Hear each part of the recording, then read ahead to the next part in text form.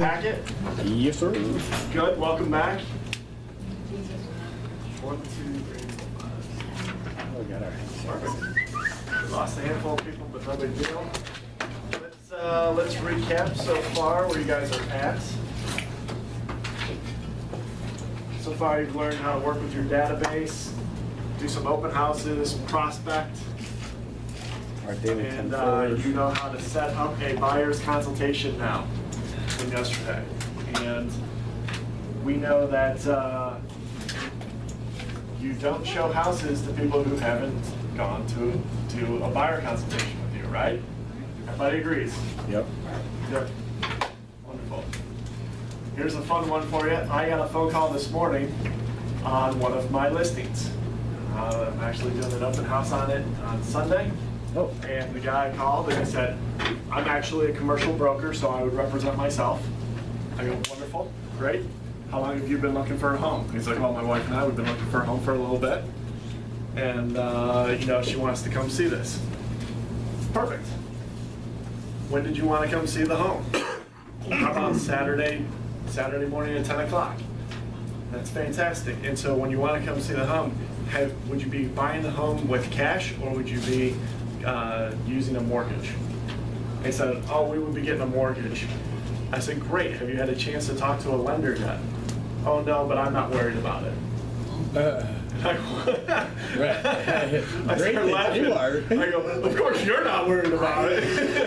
And he started laughing. And I said, here's what we need to do. His name's Jeff. I said, Jeff, I need you to get a hold of somebody, a mortgage lender or whatever, get pre-approved. The list price is $475,000. So if you can send over the approval to info@opulentliferealty.com, that would be great, and we can keep the appointment for 10 o'clock. If not, feel free to come over on Sunday for the open house. Sweet. And he goes, so is that common that you guys don't show houses unless somebody sends in a pre-approval letter? I go, yeah. I go, it should be, at least for the good agents. And he laughed and he goes, you know what? I don't blame you. He goes, that's really good. I said, I'll look for that email and I'll see you at 10 o'clock tomorrow. Because it's one of my listings. Right. Right? So it's still one of my listings and I'll still show it. I'll still meet them without doing the PowerPoint. Are we good on my stuff, by the way? I was like, Yeah. I know she put all the effort in to get it going today. Sorry, Whitney. Sorry, Whitney. Still love you. But you know, just because it's one of my listings, I won't do a buyer consultation. But that doesn't mean that I'll just run out there and go show any one of our listings to anybody because they asked. They still need to be a qualified buyer, right? Mm-hmm. And there's like almost safety in that, you know. Right. You're going to show home, and you don't know. I don't know that person. Right. I've never met them. You know, unfortunately, I've watched Channel 4 News before. I see bad things. Right. Yeah. I don't want to end up on, you know, Dateline NBC or something crazy like, Chris was a fantastic realtor. And on the evening of August 1st. I don't need that. He taught us in our class. He would be interviewing you. He said, don't do this, but he did anyway. I don't understand why you did. It'd be horrible. So, mindset. You have value, your time is valuable, your safety is important, and you can eliminate a lot of challenges in your life by just having a process. So hopefully you're building your books, all these information things that you have given to you, the Ignite course, are going to build into a huge binder that will be your reference point for you to be able to go back on and look at it anytime, right? So what we're going to be talking about today is the buyer consultation. So once you've set that and they're coming into your office to sit down and meet with you, this is the part where you can show your worth and get them as a client, right? Plugging up your phone today? Nobody recorded me. And if you want to skip over to page 7-7, this is kind of the format for buyer consultation. I brought my buyer consultation today, and so what I'm going to do for you is I'm just going to role play it the way that I do it and the modifications that I've made.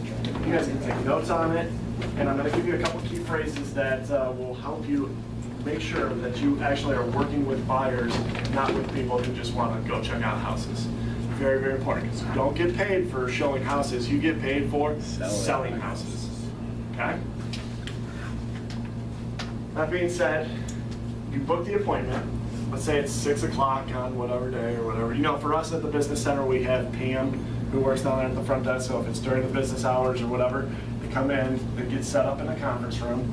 Pam is great. She says, would you like any coffee or water? She's very, very amiable to our clients and helps them set at ease, right? That's what we're trying to do, set them at ease. Sometimes we'll go in and just, hey, how's the day going? Everything going good?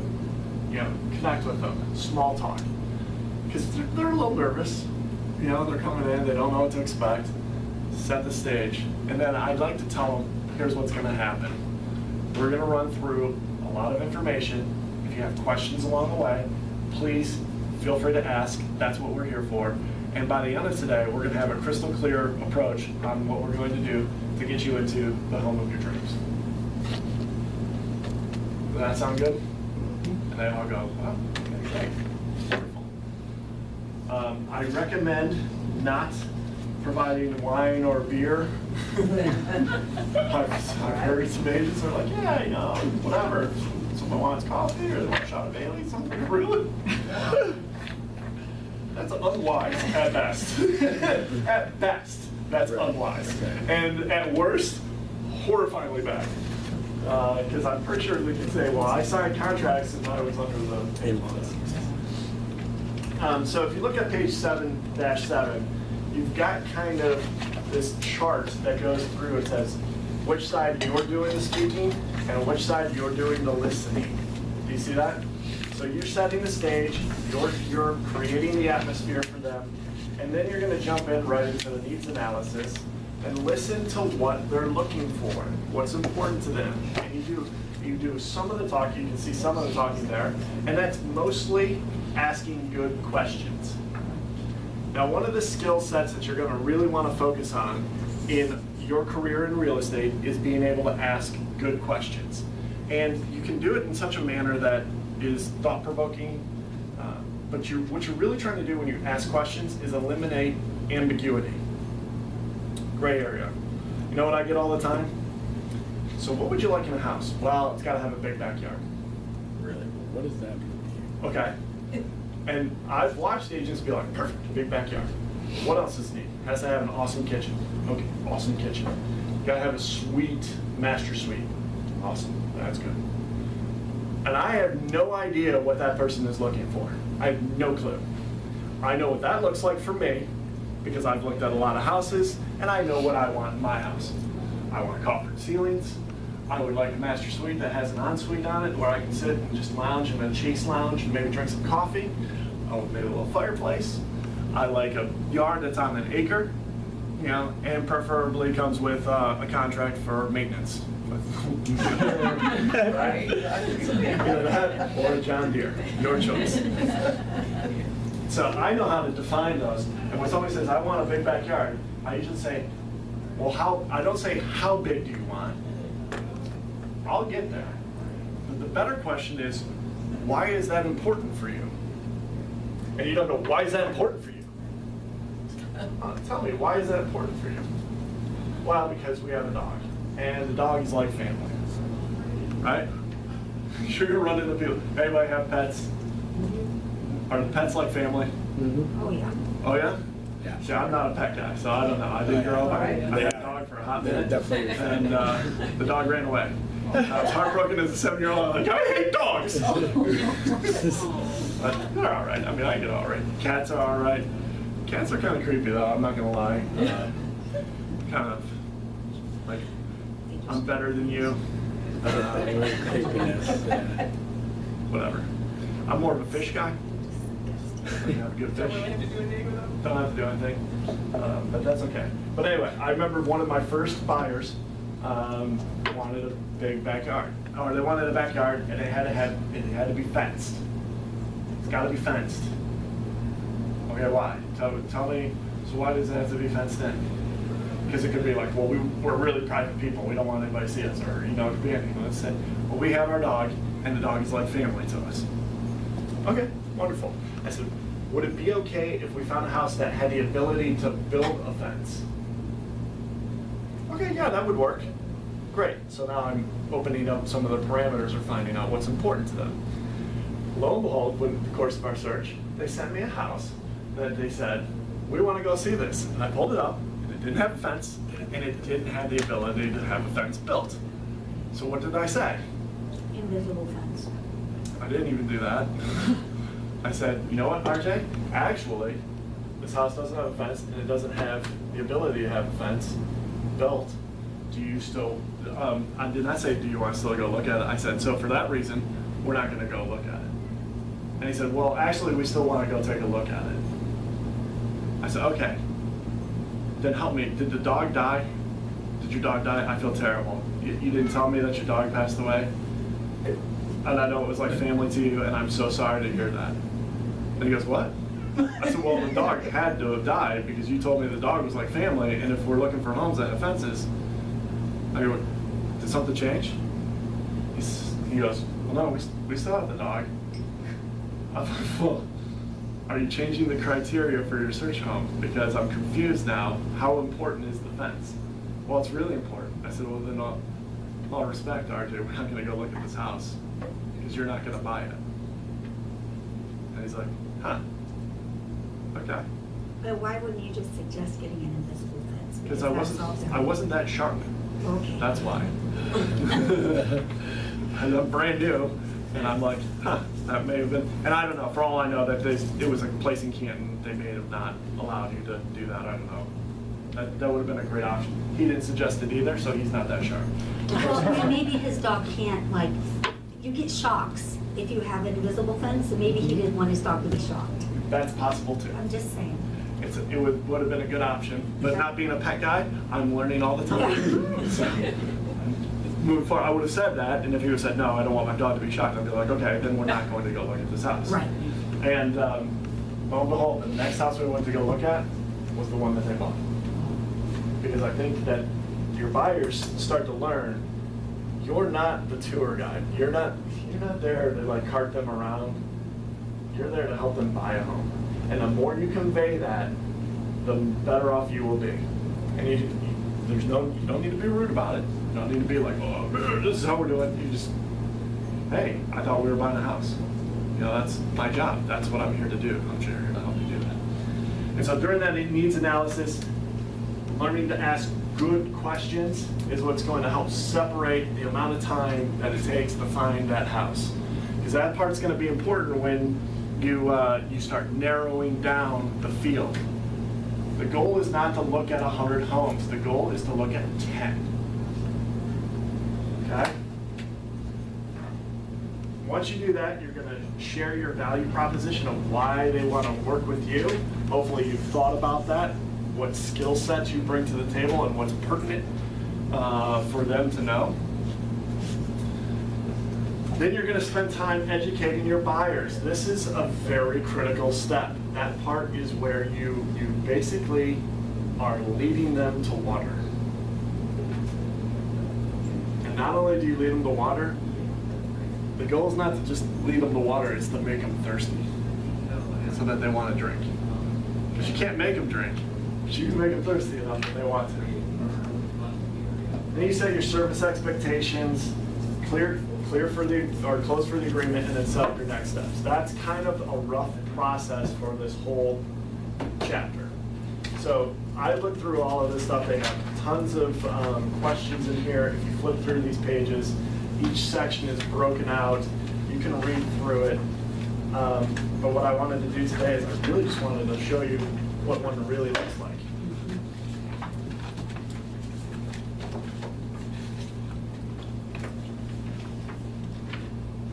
And the key pertinent parts. So who wants to be my guinea pig? You want to arm wrestle a little bit?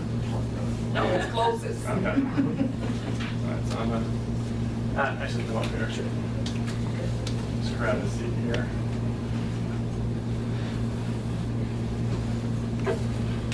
So here's, now I'm coming with my buyer's consultation.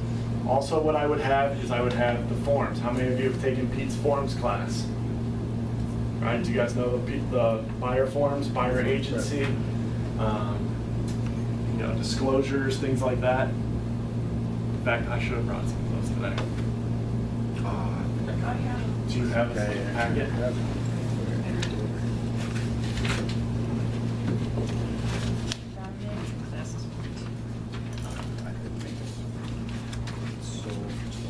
One of the things that you're going to want to do, that's perfect, so you get that. Designated agency.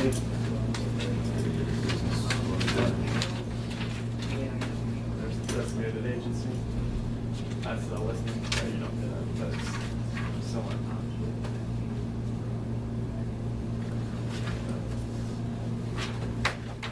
Do you have an exclusive buyer agency contract? I do not have that. Does anybody have an exclusive buyer agency? This morning. Wait, Oh, no, I exclusive right to sell, sorry. that's listing. Okay, buyer, I don't know. You have to take one, girls can print one real quick. Yeah, that's, I would like one because I just want to go through it and I'm going to show you what to say when you're going to have them sign that. Because you can mess that part up too. And make them, you can freak people out unnecessarily. They're already going to, remember yesterday we were talking about the roller coaster? And how the new buyers are like, oh, this is awesome. Oh my God, what's going on? That's, whenever there's contracts, they can freak out. And if you don't know how to explain Wait, what is that? the contracts in the right way, you can hit a roadblock. They don't sign that. Disclosure regarding real estate agency relationships? Got that one already? Oh, you do, okay. Yeah, that's all the listing forms. Okay. It's all good. So hopefully they'll bring one in. Either way, we'll pretend. So, I'm going to kind of go through it like I'll be in and out of this role play, so to speak. You see me? There's that. Kind of. It needs to be turned a little. Keep turning. Hey. Yep, a little more, a little more. What's up? That's good. That's I way don't better. know about this whole videotaping thing. Some more, maybe? I heard it adds like, let me know. Keep going. We're trying to go the opposite way. Perfect. They're both in there. And you're out of the way, too. Yeah, if I could get like a like one of those mirror things that makes me look. The what are those? The circus mirror? So, a little self-conscious about it. It's funny too, because I've literally lost about 50 pounds in the last 7 months or so. That's what being disciplined will do for you. It's discipline in all areas of your life. If you really, this is a side note, if you really want to be successful, you're going to have to do what successful people do.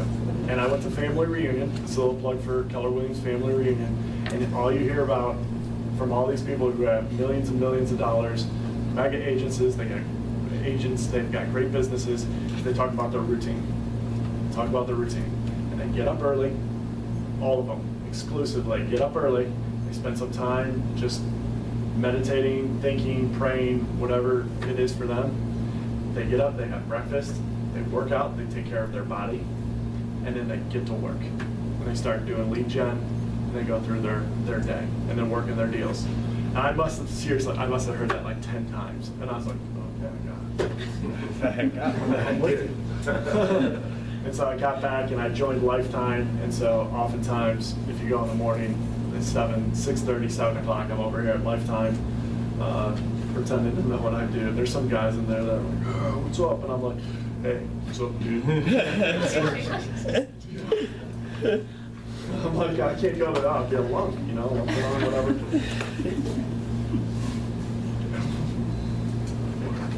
Thanks, you're the best. I said, what's the deal with old people at a gym, by the way? They are 60s, 70s, 80s. Like for real, in the locker room? Thank you. What's the deal? You get older, you don't care anymore, you're just like, what's up? Dude, shoulder, towel over the shoulder. Like up on the bench. Hey, young fella, how you doing? I'm a little uncomfortable right now. You, you're doing what? Seriously, I don't get it. And so I've asked women, like, are they the same way? And they're like, oh yeah, women, they don't care. They're like, yeah, I'm doing my hair, whatever. You're like, really? No? Whatever. So that's I'm adjusting to that, but I'm, and it hasn't freaked me out enough to stop going, so I keep going and thinking of doing all that stuff. Buyer consultation, you're gonna have these documents ready to go. So I bring in a folder, you get a folder, have your buyer consultation, have the contracts ready to go. Because the goal of the buyer consultation is to get them under contract. And what I mean by that is working with you exclusively. So when you go out, you can show them homes, you can get paid, right? Nobody wants to go around showing a bunch of homes and not get paid. So I would sit down and I'd be like, hey Dave, good to see you, bud. How you doing, man? Well, How's the day going? it's going right. Awesome. Excited to be here. Yeah. What's exciting? Buying a house, first time home buyer. Yeah, sweet. It is a fun process. It's going to be a blast. So did you get out of work early for this? Yeah, I had to take off a little bit. Yeah. Hey, it's like a free day, right? Well, good. Here's what we're going to go over today. We're going to actually cover a ton of information. And so if you have questions along the way, honestly, I just stop and say, hey, can you talk more about that or fill in the blanks here? Because that's my goal. As a first-time homeowner, this is going to be a wild ride for you, man. It's going to be a blast. We're going to have a good time. But there's a lot that goes to it, and you're going to have the ebbs and flows. I do this all the time. That's why you want people like me on your side. Cool. Sound good? Yeah, let's do it. That was the first one. And the very opening, I said, that's why you want people like me on your side. Write that down.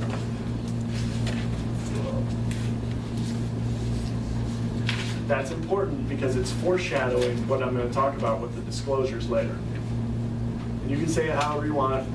That's why you want people like me on your side.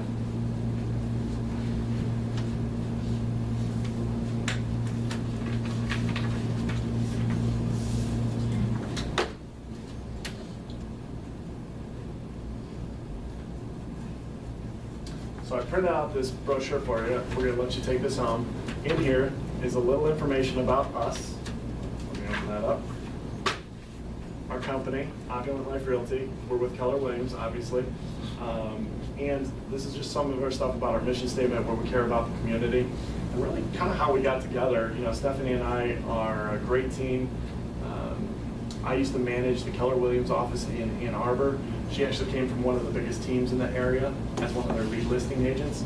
And we would just get together and we talk about some of the challenges that people have in real estate. And what we concluded was there's just an opportunity to do customer service at a higher level. Because sometimes working as an individual agent can be challenging.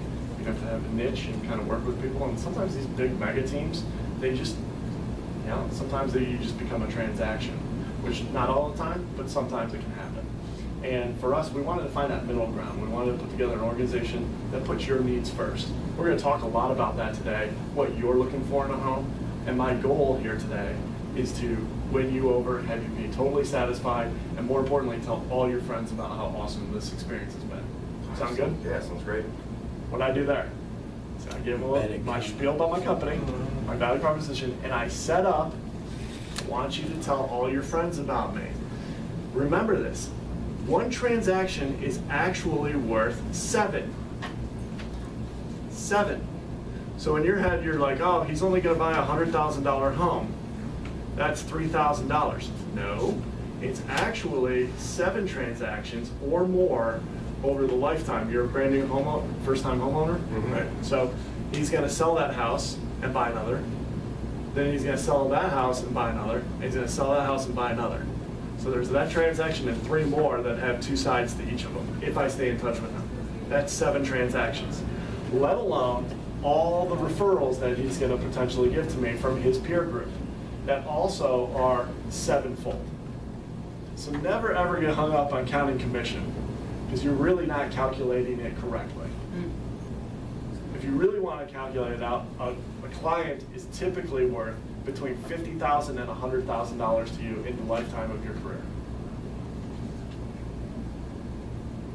Let that sink in for a second. That's a lot of GCI. And that's well worth it to pay attention to what they're doing, and more importantly, go the extra mile. If they're a little crazy, it's okay, as long as they refer people.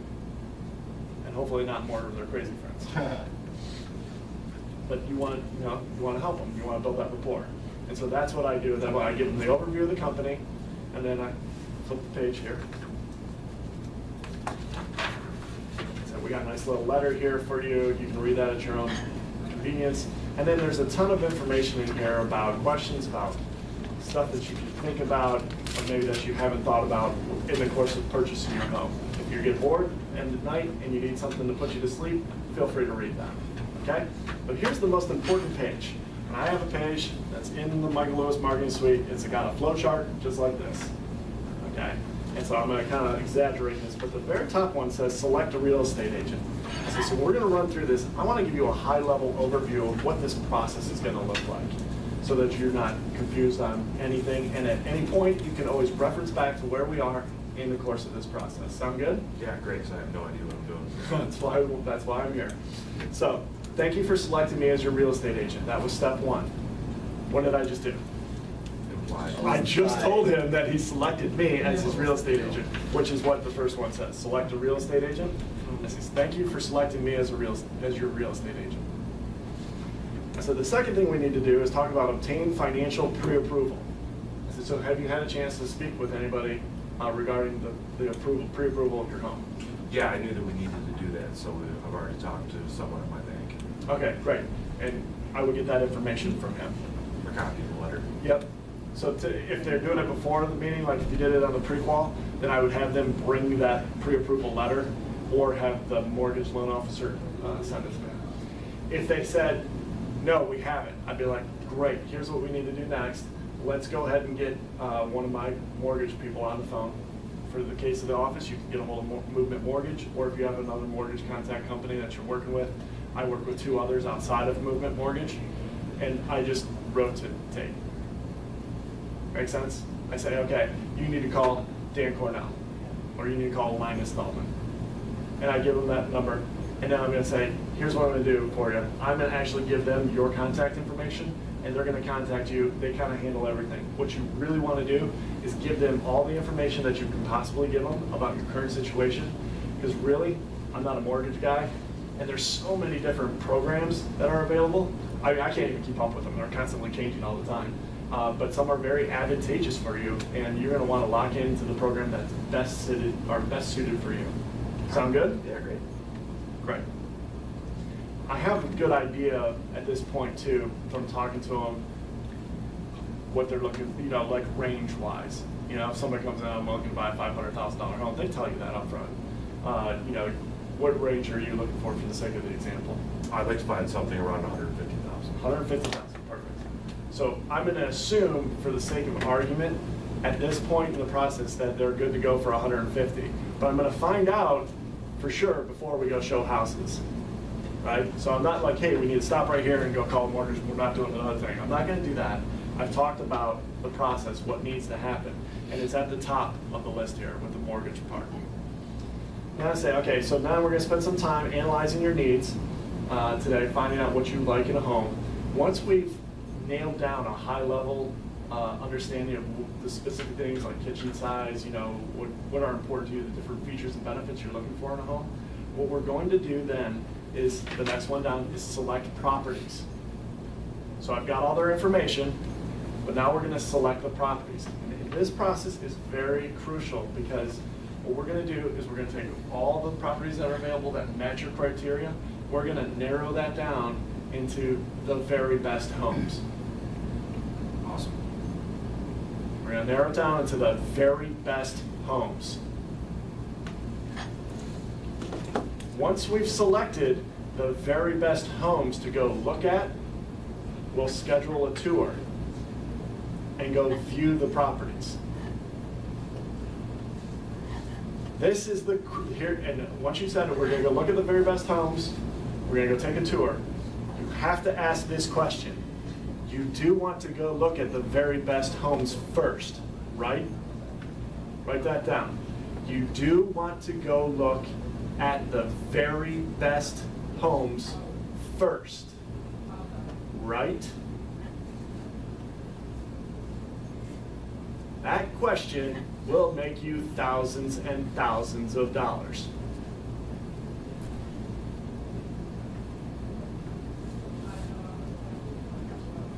So Dave, once we've narrowed down, we've got the very best properties we've figured out, we're gonna go take a look at those. You do wanna go look at the very best homes first, right? Absolutely. Of course, who doesn't? Nobody goes, no, I wanna go look at the crappy ones first. Nobody says that. They go, yeah. Time out from this. When you go look at houses now, when you go schedule your tour, and you've picked out the homes that they wanna go see, and they have agreed that these are the best homes that match your criteria, when you're standing in the home, and they're like, I don't know. You know what? We did pick out the very best homes. What I'm basically saying is, if you think that there's something better out there, there's not, because we've already picked the best homes. I want to get away from people thinking that there's something better. The grass is greener. It's not. That's why we did our due diligence on the front end and took the time to actually look through these homes and narrow it down into the best. We didn't just say, here's the list of 25 homes. Today we're going to go look at the first 5. Tomorrow we're going to look at the next 5. Thursday we're going to look at the next 5. That day we're going to look at the next 5, and then we're going to look at the next 5. And now we've looked at all 25 that match your criteria. If you would like to do that, feel free. Send me a postcard from your many stops along the way. I get 25 and I'll be like, okay, let's pick out the top 5. And I'll sit there and we'll go through them. Literally, I'll take the time. I'd rather do it in my office, sit there and go thumb through the pictures, pull up Google Maps. Hey, that's an important one. Pull up that Google Map, because if that's sitting right on a main road, and they're like, oh, I don't want to be on a main road, perfect. I don't need to go see that then. We have a listing on Mystic Forest that we finally sold. It's over in Novi, between 9 Mile and 10 Mile off of Novi Road. The subdivision is. You turn left or west into the subdivision. This house that we listed is the very first home right there on the corner, and the backyard backs up to Novi Road. We had 110, I think, showings. 110. Do you know the feedback we get? Backs up to buyer doesn't like it, backs up to a main road. And I'm like, moron, you're an idiot. You wasted your time. You didn't even take the time to look where this house is. You're just like, oh, this house looks beautiful. Why? Because we have a professional photographer that takes really good pictures. We're really good at listing, right? But that buyer's agent's like, oh, my client said the home looks beautiful. We're gonna go see it. We didn't even take the time to look where it is on a map. Now it backs up to Novi Road. Oh, my buyers didn't like it. Backed up to Novi Road. Did you know you could learn that right off from Google? You didn't even have to take your time in your afternoon to go out and see it. Shoot MLS, go to the bathroom. Yeah, it's a button. Click it. Don't be that agent. Don't be that agent. In fact, it's easier. Hold on one second. If you say, hey, you know what? This house actually backs up to Novi Road. Is that going to be a problem for you? No, that's not a problem. Perfect. Let's go see it.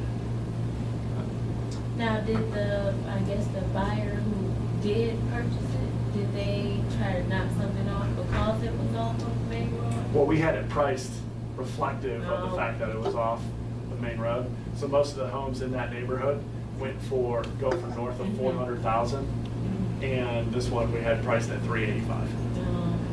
So it was like, yeah.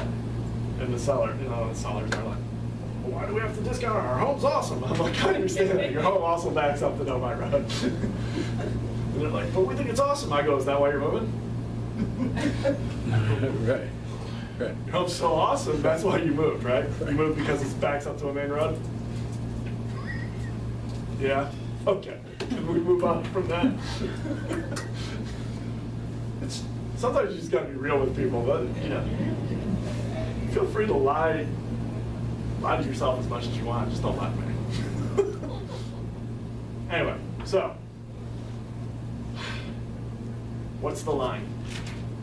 Who wants to say the line back to me? The line, the money line that's gonna save you millions and millions of dollars over your career. You want to look at the very best homes first. Right? Right.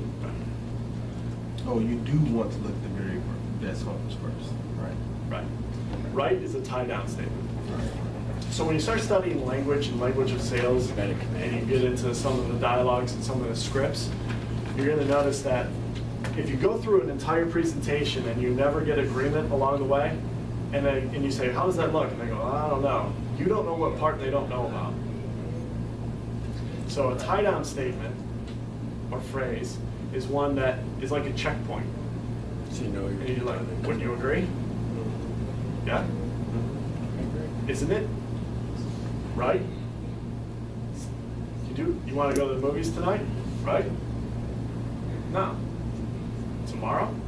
Can I take you on a date? How about the lifetime?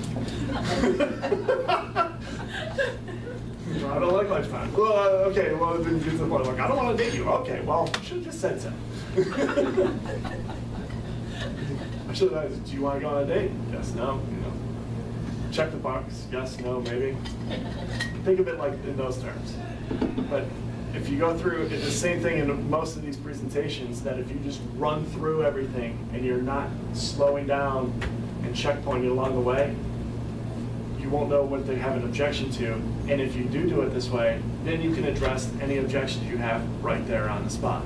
Like, they're like, oh no, actually I would kind of prefer to do it like a game show and go look at the worst homes first, and then when we end up at the last one, I want to jump up and down in the yard and go, this is the house. Okay. Well, then pick your top 3. I'll narrow it down from there. Can you see how effective that is? Oh, yeah. So far this year, I average showing less than 10 houses to my clients. Less than 10. Total or to Total. each? But to each client. So if you're my client, I'm going to show you less than 10 before I have one under contract for you. How many spots? Did you do it in 2? I do it under 2 sessions out. I won't show more than 5 at any one given time because they blur all together. Another trick too, and I don't know if we cover it today or not, or maybe it's in showing houses or how to show property. But here's something fun that you can do. You want to make it entertaining for your clients, and you know what? They like watching HGTV, so do what works. I say, when we get to the house, I'm going to ask you when we're wrapping up, do you want to buy the house? And if you say yes, then great, we'll move forward, we'll make an offer. If you say no, I want to know why, and I would like to know so I can help narrow the search field down, or address, you want to know why too, because they're like, I don't like the paint color. Sometimes you got to help people get out of their own way. Right. They're great. Sherwin-Williams is your friend. Do you like the location? Right. Yeah, we love everything about it, but the room is pink. I hate pink. Go, awesome. Buy this house, and I will give you a gift card to Sherwin-Williams for $100. You can go we'll paint have the it painted. house. I will prime and paint it your color of your choice. Actually, the color of your choice out of this myriad of colors. Right? Sometimes, I've literally had people say that, like, oh, I can't get over the paint color. Okay. Or, I don't like the carpet. Yeah, well, that's really easy to change. I mean, what you can't change is the location of the home. What you can't change very easily is the layout of the home. You can. It just matters how much money they got, right? So, but as you're going through, I've literally watched agents tell me, well, this is one of my training, I ask people, how do you show homes? They go, well, I like to open the front door. I kind of like them to just have their space and let them do their deal. Like, So you're nothing but a glorified McDonald's cashier. You're waiting for them to make their order. Don't do that. You're not a transaction coordinator, you're an agent. So go through, you've done your buyer consultation, and you know what's important to them, have that information, and be able to go back and reference back to it all the time. So all the things you do on the front end are designed to have points to point back to when they want to veer away from it. You got to pull them back in. That's what good agents do. Hey, you said that you wanted a big backyard, one that had a fence and that was allowed big enough for your kids to roam around and play in, and it was at least a ½ acre or more. The great news is this house has actually over a ½ acre. It is fenced in. The fence could probably stand to be replaced in a couple sections. It's neat. Let me give you another magic word. Can you imagine what it would be like sitting in your backyard watching your kids play? Did you know that the word imagine is the most powerful word in the English language? about it, right? Would you agree? Tie-down statement, yes, I would agree. So I just wanted to know if we're on the same page. Tie-down questions. I do like it. It works for you. Wouldn't you agree? Yes, it does. So now you're going to show, so in this, we're going to look at the very best homes first. Then we're going to go out there, and this is the next part. In the buyer consultation, when I'm sitting there, after I've said that they want to go look at the very best homes first, right? I go, yeah, absolutely. My clients, it's not surprising to me when my clients pick one of the first homes we look at because we're looking at the best homes. Right. I don't want them to get out there and be like, wow, we haven't looked at everything, we don't know. Yes, we do know. We have looked at things and we've made this the very best.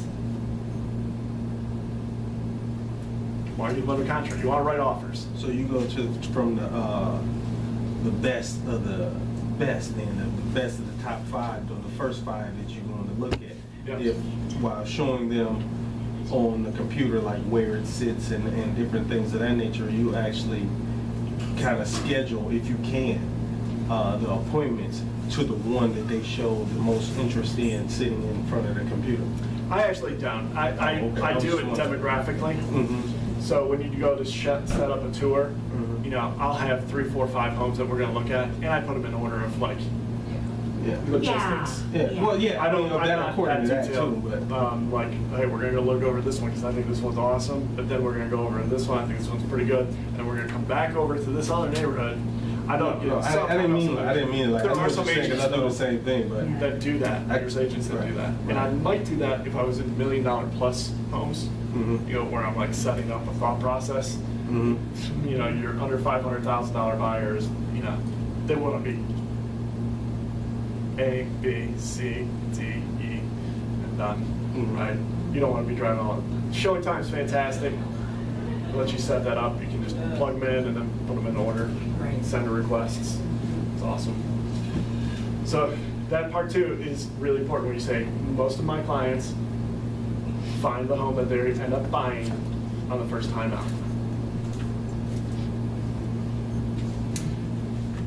What we'll do then is when we found the one for you, Dave, what that happens then is this is where my real value comes into play.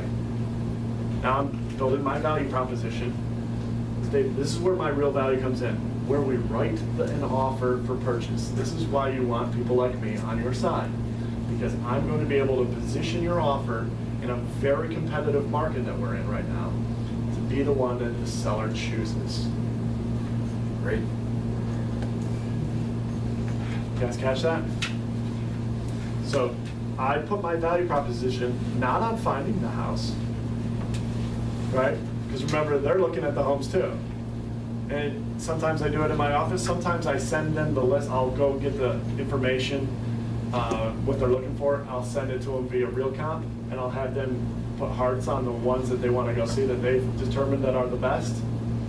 And then I'll review them, set up the tour, and then I go out, right? So sometimes I'm not competing with them. They're up at midnight in their pajamas, looking at homes. My value is in the negotiation. My value is getting your offer accepted. My value is getting you in the house that you want to buy for the best possible terms. But understand that the most important thing is buying the house. Because you're here today, right, Dave, to buy a house. Yeah. Everybody with me so far? Yes, Chris, what did you say about positioning their offer to be accepted? Yeah, I go into depth about that, but every center said, when I get done with this, that's a little bit ahead. I'm going to come back to that, okay? So we're going to write the offer and then negotiate the terms that are favorable for you. And then once your offer is accepted, here's what happens next. You're going to do a private home inspection on the home. That is designed to find out if there's anything major wrong with the home. Here's what it's not designed for, finding all the little things that are wrong. Every house that's being resold has issues, but you want to know what those are when you purchase the home. What we're looking to do is make sure that the foundation is good, the electrical works, the plumbing is in good shape, and the roof is in good shape. And as long as we have those 4 majors, we're good to go. What did I do there? You Safe, eliminated all as that. long as we I'm have those. setting up the inspection so they understand what the purpose of it is. Some people think the point of the inspection is for them to get thousands of dollars off of the purchase price. And you know what kills deals more than that? In a seller's market, when buyers start getting a little bit crazy. That's what happens. When they start demanding, well, we want this. Great. While you're busy wanting that, we'll take our house, put it back on the market, have it sold next weekend. Right? So right now, what's pertinent to today, and for you guys working with buyers, you want to be able to educate your buyer on the current conditions of the market and what the process is. So I'm setting up for them to understand why they want to do a home inspection and why the benefit is to them. Once we have a satisfied inspection, once we know that everything's good to go, then the next step is applying for your mortgage. At which point, this is the best part for you guys, or you, Dave, as the buyer, is that your company or your mortgage company is going to do an appraisal on the home. So you're going to make sure that the value that you're proposing to buy is there. And that's the best part, is this big company over here cares more about it than you do. Because it's their money. And what if it isn't? If it's cash, No. No, what if it isn't working? Yes, Okay. I'm saying as an Okay. objection from the person in my chair. so here's what's gonna happen. If the appraisal comes in low, let's say you wanted to buy a home, we write an offer for $150,000, and the appraisal comes in at $155,000. Congratulations, you've got $5,000 in equity. We don't tell the seller that, we just tell them we have a satisfactory appraisal and we move forward to close. Now, in the event that the appraisal comes in, let's say it comes in at $145,000 instead of $150,000, well, that means that your bank will only loan you the $145,000 for that home, protecting you. Now, the seller's not obligated to sell you the home at $145,000, and you're not obligated to buy it for $145,000 or $150,000, your original purchase price. Make sense?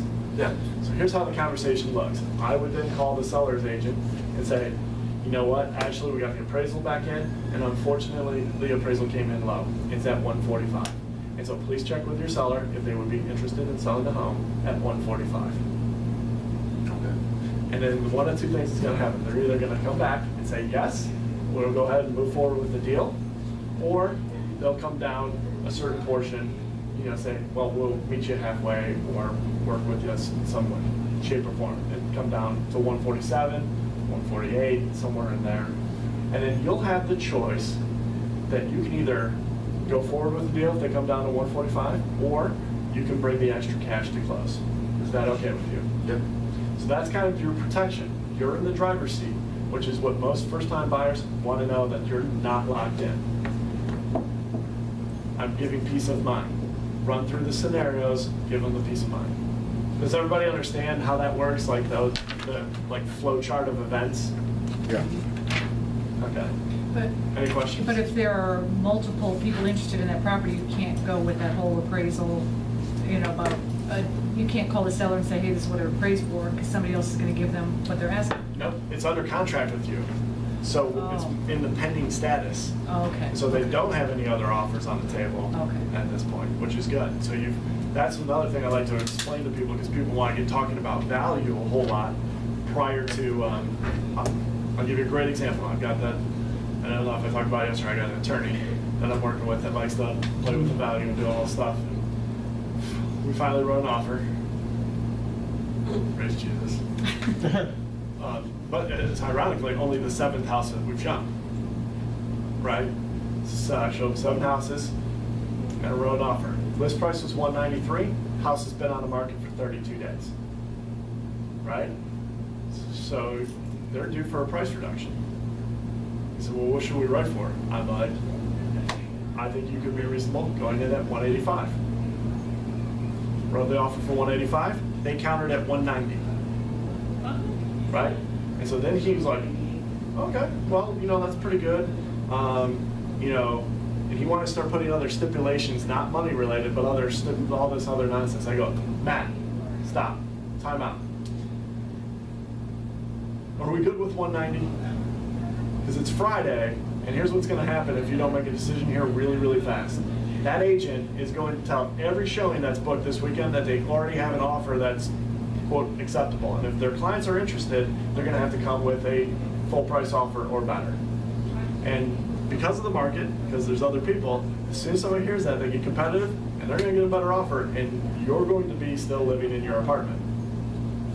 And he's like, I go, just for perspective, we're talking about $5,000, which is roughly $16 a month. So you're haggling over $16. And he goes, that's a good point. He goes, but, you know, we're coming, he goes, but we're coming up 5,000. I go, stop, no, you're not coming up anything. They came down 3,000. You haven't bought this house, you haven't come up anything, because you don't have a deal at 185. And he goes, I guess I didn't think about it like that. This is why you hired me. I just be quiet. Okay, we're good. Good. And so right before I started this class, I sent an email to the listing agent, we have a deal. I'll send over the paperwork later. So we have a deal. Sometimes you just gotta be quiet and let them process. But you have to bring perspective. No, you haven't come up 5,000. You don't own this house at 185. You have an apartment. And they are at 193, and they came down $3,000. Oh, that's pretty good. Yes, it is. So you literally got $3,000 for making a phone call or starting the process. So hopefully the inspection goes good. Let's cross our fingers. I'll keep you guys posted. Or he's gonna tear it apart. Because, you know, it's interesting, that same spiel I just gave you about inspections, the reason I can say it like that is because I've said it 100 times, and I have told him, the purpose of the inspection is not to find out all the things that are wrong with the home so that we can renegotiate. The purpose of the inspection is to find out 4 things. Is the roof good, the electrical, the plumbing, and the foundation? And if we have that, then you're gonna get a great snapshot of what the current property condition is for you. So you can plan out your weekend projects. Right? That's what it's for. So once we get cleared through and we get past all that, we're gonna have the appraisal. Once we have a satisfactory appraisal, the good news is you're just gonna have to clear out your conditions from your mortgage company. They're gonna ask you for a ton of stuff. I apologize in advance, because you're gonna be like, are you kidding? Really? What? I just gave you that. It's okay. Just every time they ask for something, you want to, as fast as you can, get it to them. That'll speed up the process, right? Would you go ahead and explain that if they don't do that, that's a way they can lose their EMD deal? Or would not put that fear into them? Nope. Okay. I don't try to overcomplicate it or, cross that bridge if they're dragging their feet. Gotcha. But I keep in touch with our clients too, like through the process, like, hey, have you done this? Also important why you want to have a relationship with your mortgage company. I want status updates. People that I work with, they have to call me twice a week, Tuesdays and Fridays, and send me an email or a phone call with the status of all the clients that we have together. So that would be a service agreement thing I would have with whoever you're using with, and it's Movement Mortgage. You've got a client that's using Movement Mortgage, you better go up there and say, Colleen, where are we at? Has the appraisal been ordered? What conditions do we have? So that you can communicate to your client if there's a gap or if they're not responding to the mortgage company and call you up and say, Dave, they're looking for a couple of documents, do you have those? Oh, yeah, yeah, great, we need those today. So you stay on top of it.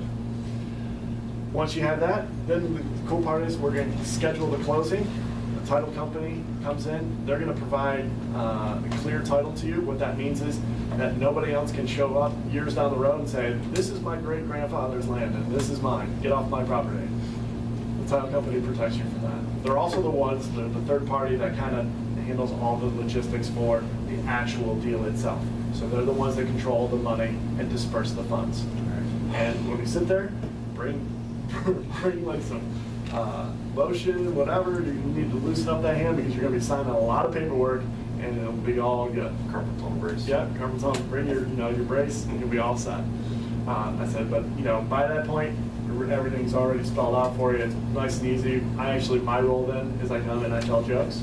And so I'll be there to make sure that nothing goes sideways, but by and large, we've already done all the stuff we're going to do. right? And then we give you the keys. Congratulations, you will be a homeowner. Awesome. This is the most important part that I go through. And I explain that. When you explain it like that, in the course of that conversation, I have set up so many things to streamline this process and eliminate, for lack of a better word, dumb thinking. You know, people will, if you give them an inch, they'll take a mile. And unfortunately, we work in a profession where everybody thinks they can do what we do. Yeah, nobody really thinks that they can. Some people think they're doctors. They think they can diagnose every last thing without having gone to school for 12 years. God bless them. You know, we go to school for a week, 40 hours. And they're like, I got Zilla. I'm sure you do. I know it's not worth that. Okay. My sister said that to me, and she was brave enough. She goes, well, you know, I was looking online, Chris, and ours estimate is. I go, just stop, please, stop. And she goes, what? You don't like this estimate? I go, I like this estimate as much as you like me saying things like, I don't need to go see a doctor anymore because I got WebMD. Because she happens to be a doctor. She looks at me and she goes, touche. Touche. That's right. Excellent analogy. Check it, checkmate. All right. So now that we've gone through this, that's an overview of what this process is going to look like. So now let's jump into the analyzing your buyer needs. Throughout the course of this whole packet is good questions that you'll be able to think about. But let's start with some of the basics. And this is when I grab my pen and paper and I say things like, so tell me about the perfect home that you could buy. I wanted to have 3 bedrooms, enough space where it could be a sweet bachelor pad, and I could grow into it. Cool. What kind of bachelor pad? Is it like a sweet bachelor pad? What does that mean? Bar in the basement would be awesome. Okay. You gotta have the taps Yep. for the bar? No, but maybe a sink would be cool. Okay. So a wet bar, dry bar, doesn't matter? No, I could put a wet bar in. Nice. Very nice. See how I'm like just asking questions? It's just conversation. I'm just digging deeper. What's important about that? And I would continue to do that with all the features and benefits that they wanted to do. For the sake of time today, because it's beautiful outside, and I know you guys want to get out there and go hang out, we'll just fast forward and pretend that. He gave me a whole list of awesome things to write down, right? I would say, all right, Dave, here we've got all this information, and I'm going to go ahead and plug all this information into our MLS, and at that point, it's going to tell me how many available properties there are that match all this criteria. So sit tight. And I'll either do it right then and there, or if it's been a while and they got to go or they got a time constraint, I'll say, I'm going to take this information. What I'm going to do is I'm going to set you up on an auto email that's going to send you all the information, all the matching listings for the information that you've given to me. I want you to take a look at that. There will be an opportunity for you to click a favorite, like a little, look for a little heart thing in there in the listing, if those are one of your favorites, and I want you to pick out your top 10. All right, sound good? Yep. Perfect. 1 or 2, just depending on time. But you do limit the amount of houses that you send to them in the first place, right? Nope. I'll send a pretty wide, and it depends on how many match his criteria. Do you pry for So what if it's criteria? like though, if it's- 100 and some houses? Good. He can narrow it down. Remember, that's not my value proposition. That's them sitting at home in their underwear. Rugerland. In fact, if there's 100, that's awesome. Pick out your top 10. And then if I do know that there's a ton of homes like that, and they have picked out the top 10, I'll reiterate. Now, these are the absolute best that you've picked out, correct? Yes, I have agreement from them. So now they're telling me that the other 90 are not the best. And when they go, well, there was a couple other I want to see, but you, so you want to go look at the worst ones? So what if somebody says, is something new come on the market? Yep, that's a great one. So the next step, in the event that of the best homes that they looked at, they still don't want to buy, that's okay, that still happens. What I'm trying to avoid with this process is going to look at the 100 homes that they sent. Right. I want to narrow down to 10, and if one of those 10 doesn't work, I've already eliminated the 90, and now all I'm playing with, I would say, Dave, the good news is, you're just gonna have to be a little bit patient, but I've set up the system to, when a home matches the criteria that you have put in place, it's gonna automatically send you an email, instantaneous. Is that good stuff or what? Yes. Perfect. And so we'll just have to wait for that perfect home to come on the market. And in the meantime, because I know what you're looking for, part of our team, we go look for our buyers. That's what we do. So it might be a little bit slower process, right? But I'm still keeping them as a client, and I'm still keeping them engaged. And then that's actually a really good strategy if you want to go door knock a neighborhood, or like I know where his criteria is. I might go to Livonia and be like, hi, my name's Chris Deighton. I'm with Opulent Life Realty, Keller Williams. I have a client who wants to buy in this neighborhood, and I'm just curious, have you thought about selling your home? Do you know how much easier it is to go walk up to somebody's door and knock when you actually have a real client? And you're not kidding, like if they said, yeah, actually we thought about selling our home. You'd be like, great, let's get together and talk about it. How much were you looking to sell your home for? Or, would you like me to do a home valuation on your home? I know roughly blah, blah, blah. You go into that, you might be able to do what's called a one-party listing, where that seller sells their home to your buyer. Would you be fired up if your agent went and did that? That doesn't happen very often, but it's prospecting. What if you went to 20 doors and knocked on the door? You talked to 20 people that day about real estate. Isn't that good? Good. Yeah. So buyers are great. They give you a reason to go out. In the back here is something that's very important to me. And it's this page that says, how does someone win or lose with you? And the reason that's important to me and what I want to know is because in the course of this relationship that we're going to have, that I'm going to help you purchase your home, I want to know, how can I help create an absolutely satisfied client that you tell all your friends about? I want as much information as you can give me. I haven't done this before. I really want to know the process. So just keep me as informed as possible. I really appreciate that. Perfect. And so if I did not meet those standards, that would obviously be a way that I could lose with you, right? Yeah. If I don't feel like you're giving me the time of day, I can see myself getting a little bit impatient, sure. Perfect. Is there anything else that I could do that would, possibly make it to where you're not satisfied?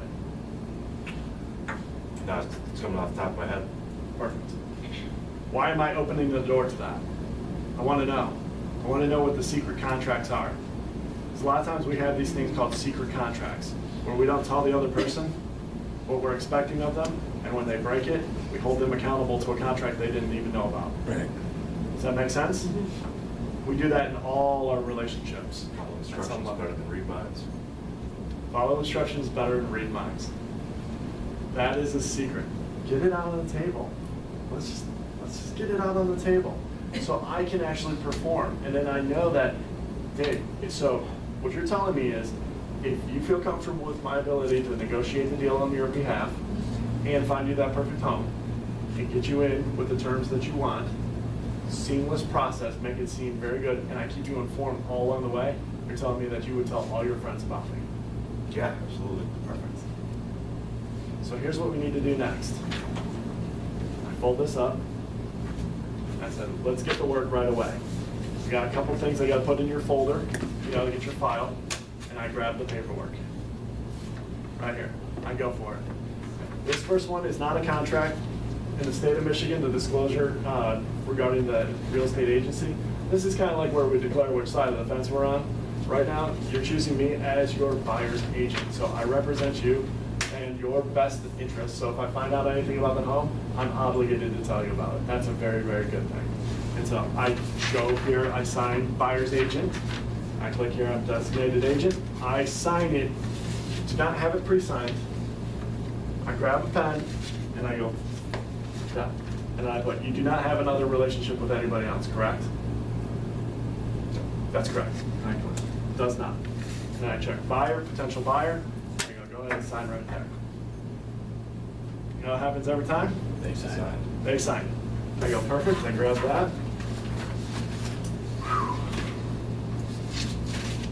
Now, next one is, because at Keller Williams, We have companies that we're affiliated with. I've mentioned a couple of them. We need to just disclose that. You're not obligated to use them under any imagination or anything like that.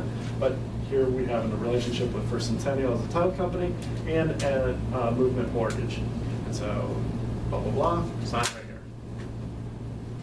And I sign. And I go, finally, this is the one that allows me to get to work for you. This is our exclusive designated buyer agency contract. Here's what it says. And would you guys like the $18,000 lesson? Yeah. How would you guys like to capitalize on a semester of college that I basically paid for when I was a brand new agent? Right here, number 2, on this exclusive buyer agency contract. On your paper, you need to write in the words, all real estate located in Michigan. Under number 2? Under number 2, property, it says client desires to purchase lease real property meeting the following criteria. And so when I was brand new, it says type, price range, geographical location. So I had met with a client and they were looking for a home in Belleville on the lake.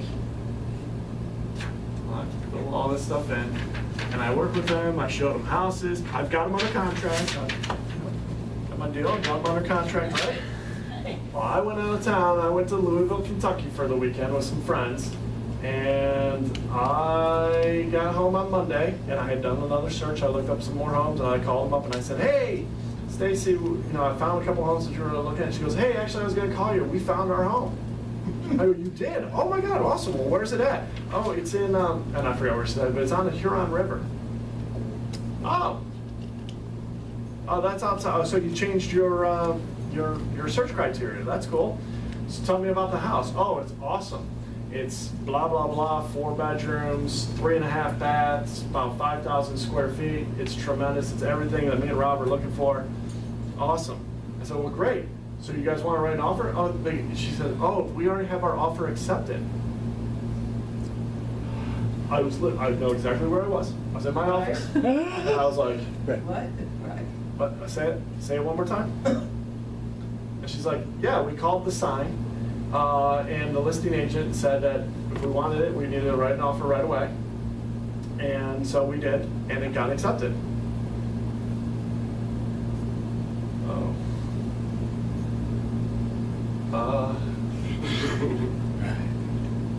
Okay, she's like, thank you so much for all you've done for us. We really appreciate you. Right. We'll let you know if we need anything else. Click. And I sat there and went, hello? Hello?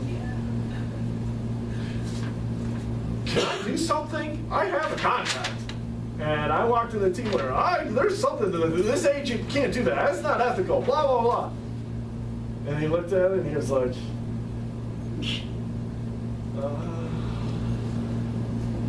how much was the home? We bought it for $600,000. That's $18,000 in commission. Plus caps. Oh, yeah. Yeah. That's $18,000.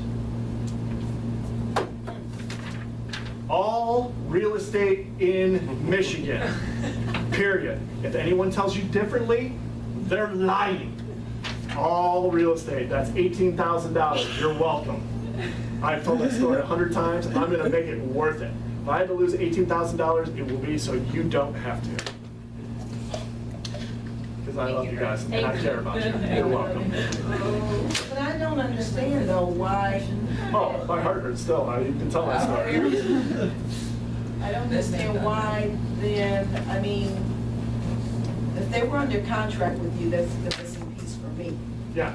Why, just because they were in another, under another board or what, I mean. Nope, because this contract It's very narrow. was very narrow. It was too specified at number 2. That had like all the details of what they were looking for. It's like a home search. And they bought outside of that search criteria, and then this is now no longer valid. Oh, okay, I see. But that other agent, Yes, I don't want to talk about it. that other agent had to have asked the right questions. Yep, I'm sure. Thank God it wasn't another Keller Williams agent. It was not. Or, unfortunately, it wasn't, because maybe they would have listened. Maybe. Just That would be saying. great. Maybe. Thanks for that. So anyway, so you fill that out, and when. You haven't done business with an agent ever again? No. Nope. I don't think they're in business anymore. It's funny. So anyway, I'll go through this. I'll be like, this is what allows us to get to work for you. And I fill it out, and I've got it all set, and I put in the terms. I typically put in 3 months. Okay, for the term. Some people say 6 months. I use 90 days from whatever day that is, because if I can't figure it out by then, I tell them, this is not getting married. This is more like dating. If you want to break up, we can break up at any time. Do you write a clause there, mutually cancel? No. Anything like that? Mm-hmm. No, I just tell them, because Yeah. the reality is, if they don't want to go see a house with you, well, then you're not. I mean, Right. And then, in the compensation part here, I check the first one, commission, Yeah. and I put the MLS percent. Sometimes you can put 3%. And you just take the forms class, so you have this filled out, right? Chris, I just have a question about that one. Sure. Because I came from Coldwell Banker and our contract was written differently. And it was possible to say MLS percent, so you're accepting that.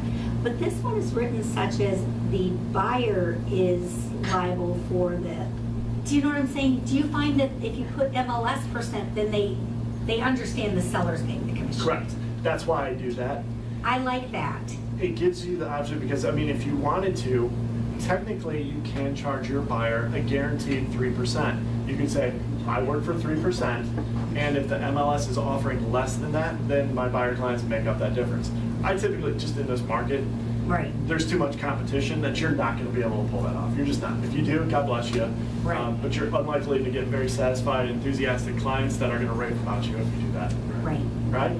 So there, I put MLS, and I explain, I take it a second, I go, so what that says is, when a seller's selling a home, their agent is offering out a certain percentage of the sale Yeah. to the buyer agent that brings the right client. They advertise that, and so that's what we get paid. It doesn't come out of your pocket. The only other thing is, if you're doing like you were setting up earlier, where you door knocked and you found a for sale by owner, and Right. you had that, there's no provision for that, but you're taking that property to them, so you've already worked out your commission. Pretty But much. what if they bought it for sale by owner? That's not covered in this. So part of it, that once I'm done with all of that, that's actually my next steps. Okay, sorry. So I actually cover that part Okay. of like new construction and for sale by owners. Okay. Both those two scenarios, and I'll cover that. But I want to get them under contract here, so I say, okay, so there's no fee to you for anything. Right. The only fee that we charge on the buying side is this compliance fee here of $295, and that's paid at closing. So if I'm not able to service you and help you, there is literally no cost to you. Sound good? I go, yes. They go, great. Down here, go ahead and sign. I sign it first, where it says Keller Williams licensee, and then there you go. And I don't make it a big deal. I make it very matter of fact. This is a process. This is what we do. And I've had this, someone's asked me this before. I have gotten this. They said, well, you know what? We would like to work with multiple agents, in case you're not available or whatever. Is that okay? Yeah. And I say, that's totally fine. I won't be able to help you because I only work with clients that are loyal to me, and I'm loyal back to them. And I hope you can understand that, because I just need, our time is, valuable. We want to service our clients to the highest and give you a 10+ experience. And for that reason, that's why we ask for exclusivity. Would that be okay? And then you're going to know right then and there. And you know what? That client said, oh, I can appreciate that. And they went ahead and signed the contract. Right? There's not many other objections. You're not charging any money, you're not collecting any money, so you're typically not going to run into a lot of objections at this point. But you want to have this, and I just tell them, this is for our file, this is our internal documents. We'll get lots more paperwork going later. Once you write a purchase agreement, there's a home warranty option, there's all kinds of good stuff, maybe some addendums, things like that. But we've got forms for that and lots of documentation. We'll make sure you're protected. And I go, oh, great. So once I have all that, grab the paperwork, I say, I'm going to make copies of this. Would you like hard copies right now, or would you like me to email them to you? email. Perfect. So I'll just email. And I say, here's what we need to do next. Now, depending on whether or not we've looked up the properties or not, and we've narrowed it down, or let's go through that scenario first. That we spent the time during the consultation to do the search. Now that we have the properties that we picked out, what day and time are you available to go look at these properties? Saturday we've got open from anywhere from 9 until 2. Okay, awesome. Well, let me go ahead and get these scheduled. Let's plan on meeting here at 9 o'clock at my office, and I'll take you around to the different properties. Sound good? Sounds great. Perfect. In the meantime, if you're out and about and you happen to come across a home that is not on the MLS, maybe it's a for sale by owner, or maybe it's a new construction site, you want to take a look at the model, go ahead and just do me a favor and give me a call, because more than likely, I've already been through the home, and I can tell you real quick if it matches your criteria, or I can set up a showing for that. Sound good? Yeah. Perfect. You can't really stop somebody from going to buy a for sale by owner, unfortunately. You can try, but that's the best scenario I've got to. And if you have good rapport with somebody, if you just say, hey, if you see one of those, I can help you with that process, let me know. New construction's great. I left here yesterday and actually drove around to a couple new construction sites in the area, met with the sales reps from there. New construction's awesome to work with. Awesome. They're so great. If you've got a client that has the 9 months to burn to go build a house, awesome. Because you literally show up with your client, sign in, register them, Hang out while they take care of them. walk through the model and go, yeah, look at this place is sweet. Help them if it matches their criteria, or think about different options, or ask the sales rep, hey, can you do this, this, or this? There's really no negotiating a whole lot with new builds, by the way. They have their pricing. It's kind of is what it is. And I tell my client that. The best part about new construction is it's kind of like a la carte pricing. Would you like a sunroom or a conservatory? Oh, you would like copper ceilings? Those are $9,000. Oh, you want a finished basement? That's $42,000. Whatever. They have those right there. And you hand it off, and they have all their own paperwork and everything. You just have to have your buyer agency contract signed with them, right? And you're covered because it says all real estate located in the state of Michigan. And you're good. And you build your file and you put it together. I sold a home at Pinnacle Home in Canton. It's going to be done here in July. And it's like $350,000. I made 2 phone calls. I'm doing one in Kansas now, the Toll Brothers. Yeah. They're doing over And they there? pay half commission at signing. Oh, did they? Yeah. Wow, that's The nice. remaining at the close, Very nice. So it's fantastic. And so that's what I'll do. In the event that they need to go narrow down in the scenario that we've wrapped up, I'll say, okay, here's the next steps. You're gonna get that email with all the homes that are available to you that match your criteria. Let's go ahead and have you filter out, pick out your top 10, make those hearts. Once I have those, I'll review them, and then we'll set up a tour. When would you be available to go take a look at those? Weekends are best, usually in the mornings. Okay, so Saturday morning works great for you? Sure. Perfect. Well, as soon as I get that list from you, today's Wednesday, send it over to me. I'll take a look, we'll get it scheduled, and we'll go from there. Awesome. Perfect. Dave, thanks for coming in. I really appreciate it. I'm looking forward to helping you with the process. Hey, thanks, Chris. Seems like it's going to work out great. Good? Yeah. Right. Any questions with that? Yeah, smooth. Very smooth. Can we all get a copy of that? I'm sure you can. I just have one suggestion. In my presentation, I also put in a PA, just a blank PA, just for them to look at. I don't go through it with them or anything, but I just say, I don't want you to see the PA for the first time when we're writing it, so that they can just kind of look at it. Perfect. And Yeah, that's then, good. just so they have an idea of what ours looks like. Yeah. And they seem to appreciate that. And then also like our lender, like our home team information, and Right. our vendor information. Yeah, I'm actually redoing my buyer consultation, or adding to it, now that I've formalized some of my strategic partners. I'm gonna have bios in there of them, Oh, that's good. and things like that, so Oh, people that's go, nice. oh, I Yeah. know who that is, and blah, blah, blah. I'm gonna be in a magazine. What's that? Cool. I'm gonna be in a magazine. Yeah, maybe. Cool.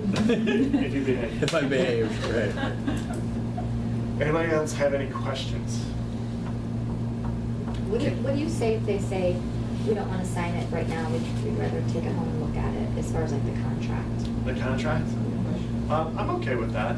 I just say, understand, we can't really start any process until I have all this paperwork in your file. So take as long as you want, understand the speed of the market's moving pretty quickly, and as soon as I get this, I'll be able to send you over the list of the properties, and we'll go from there. So you were talking earlier a little bit about when you take a client to see a house, you don't just let them roam on their own, you kind of stay with them and think, okay. I'm not like, follow me, let's go to the kitchen. You know, but I'm also, if you've spent the time in the buyer consultation, you have a good feel for some of the stuff that they like and don't like. Here's what you don't say. You don't walk into a kitchen and go, good God, that's ugly. Don't do that. I literally almost did that one time. I was like, oh my. And the wife behind me was like, it's beautiful. Right.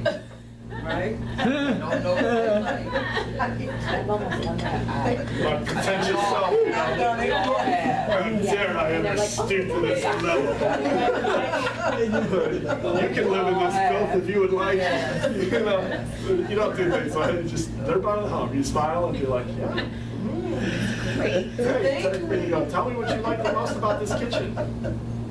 Oh, I love the orange-black checkers. They're great. They're beautiful. The ceramic tile reminds me of my grandmother. God rest her soul.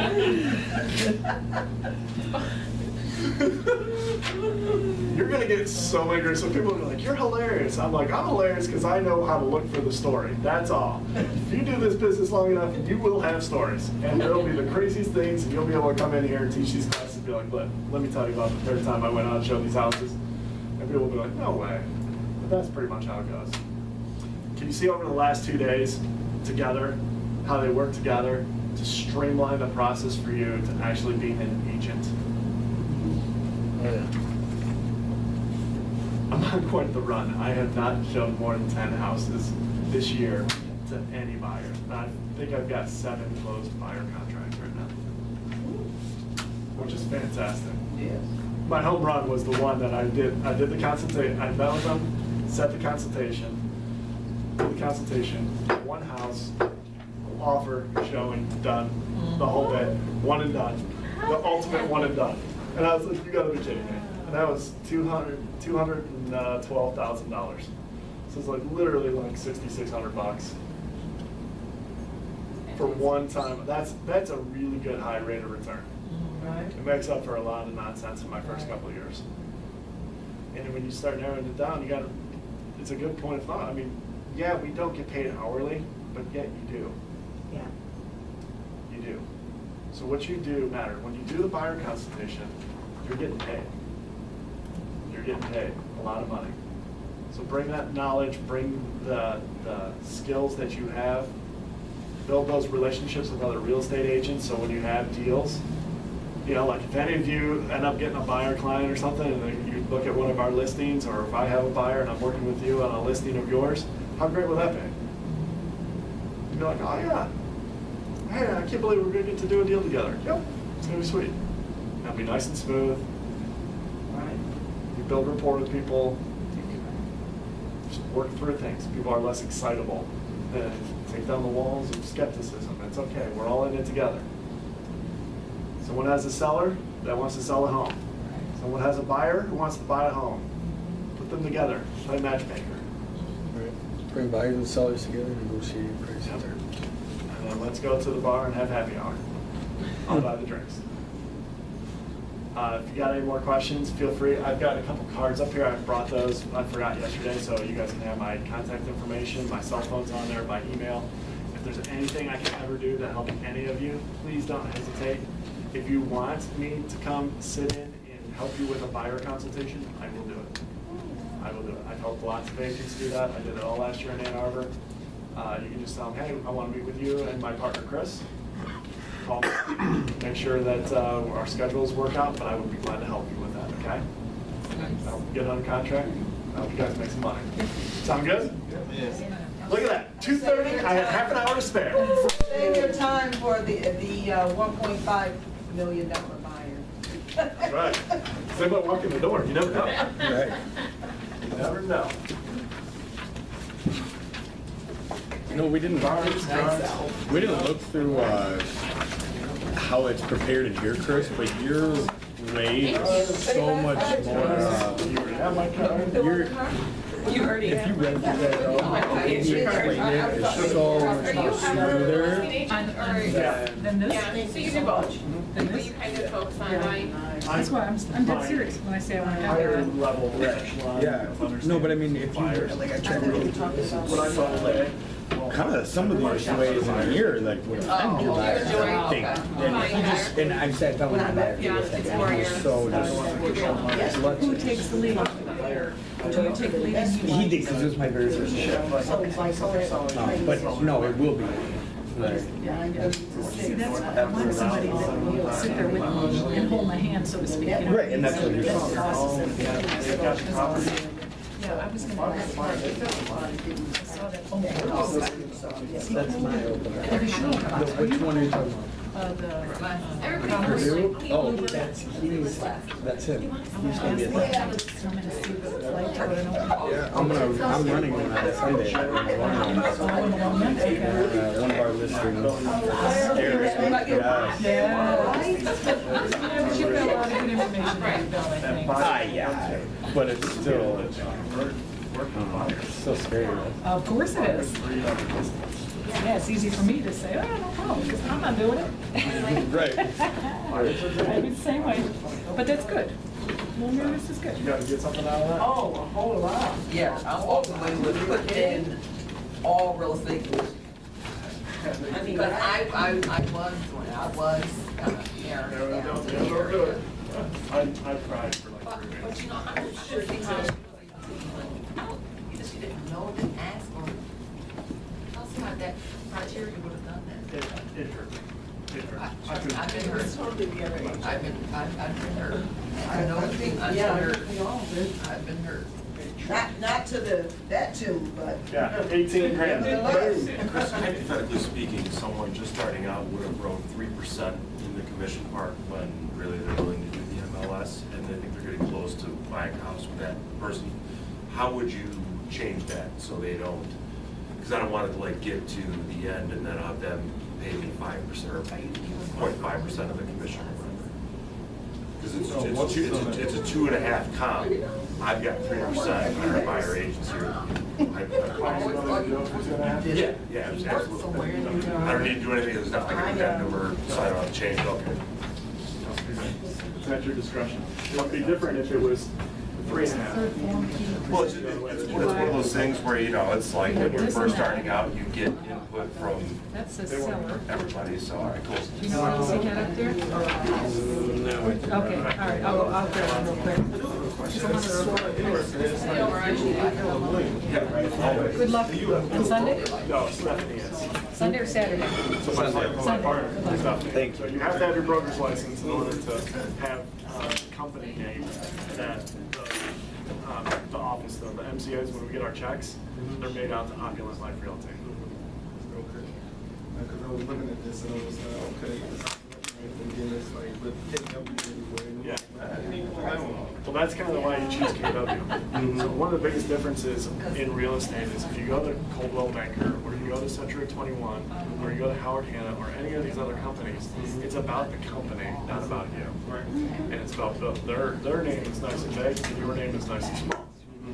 Well, unfortunately for them, they haven't looked at the study that the National Association of Real Estate Agents, NAR, did a survey last year, and then they do it every year, of clients who bought a home or sold a home, and they asked them, why did you choose the agent that you worked with? Why did you choose them? And the number one answer, at 64%, was the character and integrity of the agent. The lowest answer, at 3%, was what company they worked for. Really? Interesting. That's huge. Because when you think about it, they're gonna do business with you. Yeah. That's why they chose you. You sat down, you're professional, you have a Okay. process. They don't care it's Keller Williams. Yeah. They don't care it's Coldwell Banker. They don't give a crap if it's Century 21. It doesn't matter. That's why these other small companies can survive, because it's about that person. And they're gonna build their reputation. So what Keller Williams took the position was, well, we're a big company. This is how they get to be the biggest, by the way. We're not gonna stand in front of you, we're gonna be the small L part. You build you, your brand, your reputation, and we'll be a small L portion of that.